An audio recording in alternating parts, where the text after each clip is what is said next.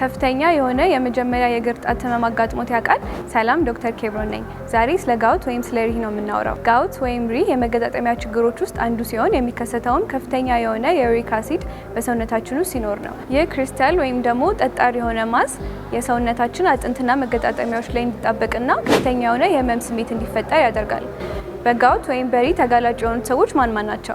መጀመሪያ ግፊት ያለባቸው ሰዎች፣ ስኳር በሽተኞች፣ ከፍተኛ የሆነ የስብ ክምችት ያለባቸው ሰዎች፣ ከፍተኛ የሆነ አልኮል የሚጠጡ ሰዎች እንዲሁም ደግሞ ቀይ ስጋ እንዲሁም ደግሞ ከፍተኛ የሆነ ጣፋጭ የሚመገቡ ሰዎች ላይ የመከሰት ቻንሱ ከፍተኛ ነው ማለት ነው።